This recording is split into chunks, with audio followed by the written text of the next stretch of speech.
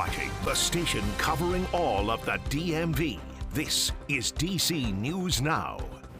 All right, thank you for joining us on DC News Now. I'm Shanika Grimshaw. We're going to get to your top stories in just a bit, but first, let's talk about this really foggy morning with meteorologist Jackie Layer. Jackie, I hope this fog lifts pretty soon. Yeah, it should. Later this morning into the early afternoon, we'll see some sunny breaks and eventually that potential for some spotty afternoon thunderstorms. Some of these could be on the heavier side. That severe outlook for the day today, it's a marginal risk, 1 out of 5 in that severe scale, so it's still on the low end of things. However, tomorrow it is at slight risk for some severe thunderstorms out ahead of a cold front, and that cold front will be battling it out with the heat and the humidity that's going to be over our area tomorrow. But today is going to be also hot and humid with high temperatures right into the lower 90s. We'll be watching out for that threat of some stronger thunderstorms as we look ahead towards tomorrow, though. We're looking towards, say, 1 to 2 p.m. and eventually still sticking around. So again, towards later on tomorrow afternoon and evening. More details on that and look ahead towards the rest of that 7-day forecast coming up. All right, Jackie, thank you. New this morning in Maryland, Montgomery County Police responding to a fatal pedestrian crash. The incident closing Rockville Pike near Park Road. MCPD is advising drivers to seek an alternate route and expect delays. We'll keep you updated with the latest information. And the Virginia Democratic primaries brought big wins for 2 Democrats hoping to flip statewide seats this fall. The 2 major races for the Democrats in yesterday's election, Lieutenant Governor and Attorney General. In the Lieutenant Governor race, State Senator Ghazala Hashmi is declaring a victory, but the AP has yet to call the race. She's leading by nearly 1% over LeVar Stoney and Aaron Rouse. And in the Attorney General race, the AP declares Jay Jones as the winner. He beats his opponent, Shannon Taylor, by less than 2% of the votes. Jones will face Republican candidate Jason Miyares in the fall. For more information on the primaries, just visit our website at dcnewsnow.com. And according to the Virginia Public Access Project, nearly 200,000 people voted early. But that's a drop from the 2021 primary when more than double the number of people cast an early ballot. But there was a governor primary that year. And staying in Virginia, a teacher is being charged with exposing himself in a classroom. The Prince William County Sheriff's Office says a resource officer made the arrest at Forest Park High School in Woodbridge. That was on June 4th. Police say Coy Dubik was in the class when at least one student saw him expose himself and make inappropriate gestures. The students reported it to the school. Dubik is charged with 3 counts of indecent liberties by custodian.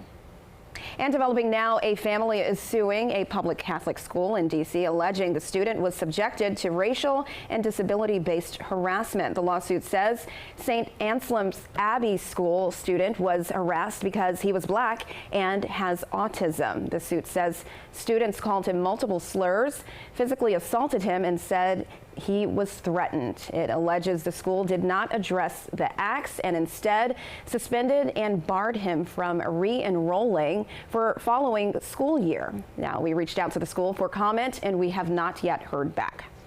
Also in the district, summer break is now underway and local leaders are looking to help curb youth crime. Mayor Muriel Bowser is proposing emergency legislation to adjust DC's curfew for kids. Under the proposal, the curfew would be moved from midnight to 11 every night from June to the end of August. That proposal will include 17-year-olds as well. And it would also give the police chief authority to establish certain zones with earlier curfews. Now, one council member saying this legislation would really help keep kids safe. We've had certain areas of the city that have become kind of hot spots for activity that is criminal in nature. Some of it's been, 40 people showing up to a Chipotle and getting on the tables and kicking over drinks and food, which is not acceptable, but some of it's been much more violent in nature. And some of those earlier curfew zones would be places like Navy Yard, U Street, and the Wharf. Councilmember Pinto went on to say this is meant to target big groups and will be paired with more programs for teens. And a mysterious statue on the National Mall. It's a golden thumb crushing the Statue of Liberty. You can see it right there. The National Park Service says the permit shows the display is to call attention to similar imagery between oppressive regimes and President Trump's military parade. The statue is scheduled to remain on the National Mall near 3rd Street. That's until Sunday night at 5. And if you needed another reminder of why it's so important to be safe and sheltered during storms, here it is. This here is a driveway of a family's home in Fauquier County. A bolt of lightning so powerful it blows a massive divot in the asphalt. You can see it right there. So scary. And the family telling DC News Now's Max Marcilla it was so intense they could feel the blast from their home. Well, we've all heard the saying about lightning striking twice, and here's what I'll say about that. It better not do so, because this right here, lightning already struck once. This is a driveway in Fauquier County that was hit with a blast so hard during last Friday's storm that it tore that driveway up into all these big chunks of asphalt. We were eating dinner, and we heard this almighty deafening boom. There was a giant flash of white light, and our power didn't go out, so we thought we were all good, and then we got the call that the driveway had been hit, and we thought, oh, a little scorch mark, and instead there was a giant crater. Take a look. This is what that crater looks like days later. Welby Griffin says her husband was able to toss aside some of the debris, but Mother Nature did a lot of the work. You can see some of the chunks here that were just thrown loose are 2-3 feet across. And the biggest pieces were thrown 20 or 30 feet. Griffin says seeing the damage a bolt left behind is crazy, but in hindsight, also a bit frightening. In the moment, it was just too fast to be scared, but after the fact, when you realize that massive force of energy could have been ripping through their house or our house, is pretty frightening. This driveway leads up to Griffin's in-laws' home. Her home is just a bit up the mountain, but this was a boom that could be heard well beyond the family's homes. People on the other side of the ridge, like a mile, 2 miles, 3 miles away, knew the exact boom we were talking about because it was this singular boom, one and done. Now the talk of the community is leading Griffin to talk about the importance of proper weather awareness. They always say is the minute you hear thunder, don't just brush it off. It doesn't matter if you can't see flashes. You should get inside. In Fauquier County, Max Marcilla, DC News Now. All right, and talking about lightning, which I am super scared of. I mean, you can see that story there, Jackie. Yeah. We are expecting some severe weather coming up. Yeah, we're looking at the potential for some thunderstorms later on today. So when thunder roars, go indoors. But tomorrow will be that elevated threat of some of those strong to severe thunderstorms out there. Today, though, it's on the low end. We have a 1 out of 5 on that severe scale. That includes the I-81 corridor and areas to the east, including I-95 for later on this afternoon and evening. We'll be tracking those spotty afternoon thunderstorms. So again, some of those could be on the stronger side. But tomorrow, we're looking at a higher chance. We're looking at slight risk, 2 out of 5 on that severe scale, as a cold front will be approaching and battling it out with the heat and humidity and allowing for those storms to be on the strong to severe side with hail possible and also some damaging winds possible. Futurecast for the day today, some storms bubbling up as early as noon. Looks like we still have some clusters of storms here and there, spotty. Not everyone will be seeing those by 5 p.m. And then eventually, as we look closer towards sunset this evening, much of that thunderstorm activity really does wind down after sunset, which is just a little bit after 8:30 this evening. Overnight tonight into tomorrow morning, starting off mainly clear out there, and then eventually we see more clouds building in, and then we'll see some showers and thunderstorms popping up later on tomorrow afternoon and evening. So we could see at the onset, right around 1 p.m., we could see some of those clusters of thunderstorms bubbling up for the northern half of the area. Then look closer towards 3 p.m., we could see some of those storms clipping D.C. Still, some of those widely scattered thunderstorms around through at least tomorrow evening, and eventually as we look closer towards sunset, as that cold front will be sliding across, you can see those wind arrows converging right back along parts of 66 as we look ahead towards 8 p.m. So that cold front is right around this area, and that cold front will continue to clear the area and also take that rainfall with it. And behind that cold front, we'll see far less humid air out there for your Friday, and at least temperatures will be back in the upper 80s. So today and tomorrow into the lower 90s, we have the humidity. We also have those thunderstorms too. We did make tomorrow our DMV first warn day, just because it does look like those thunderstorms could be a little bit stronger to severe compared to the day today. Upper 80s Friday. It is dry, not quite as humid, and we'll see a mix of sun and clouds out there for the first day of summer. It's the summer solstice on Friday. Summer officially begins at 10:42 p.m. Friday night. Cold front clears the area, and we're looking at dry conditions not only Friday but also Saturday and Sunday too. But we're really going to be cranking up the heat over the next weekend, or I should say the next few days, including the weekend.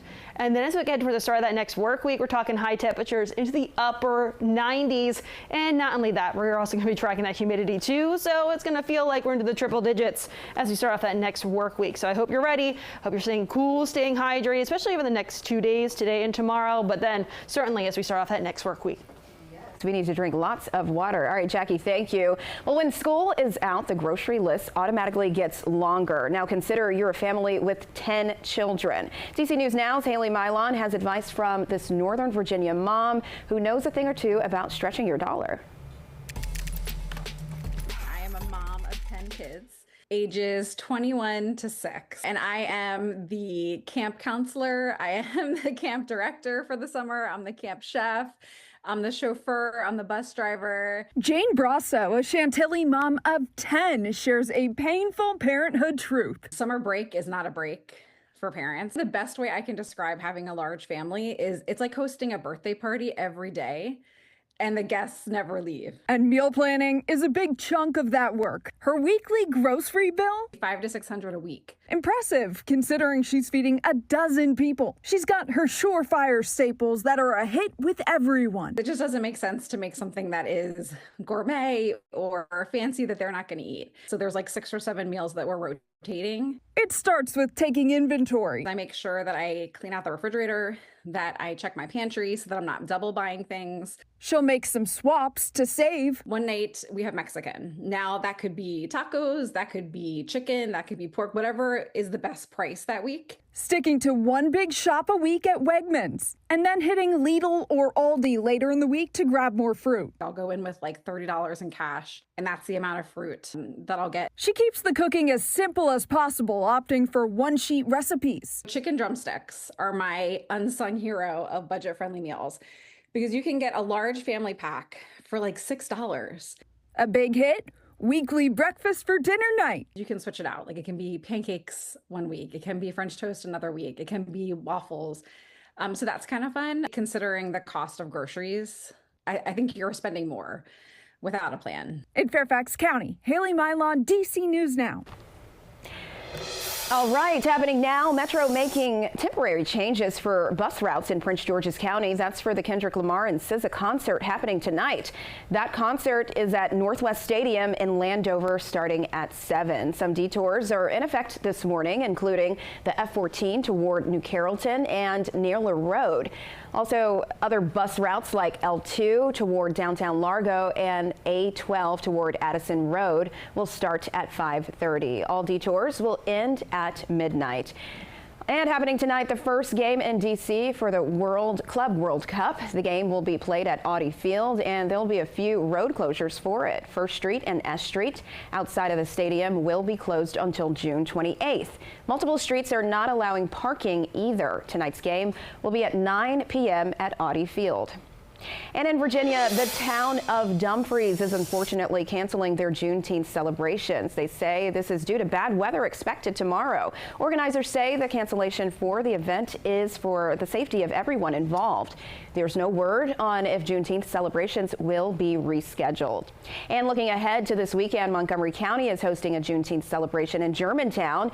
It's on Saturday at the Black Rock Center for the Arts. Events organizers say there will be food, workshops, music, and community. It kicks off at noon and it'll run through 10 p.m.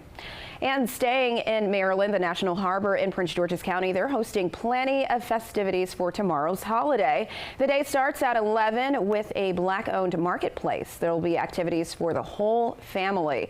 And then throughout the day, there will be performances from DJs and bands. And at 7 on Thursday night, they'll be showing the movie Black Panther. For all the details, just head to our website at dcnewsnow.com. We have you covered. And that is all the time we have for you this morning on DC News Now. Just be sure to stick around for more news and weather coming up on the news at noon.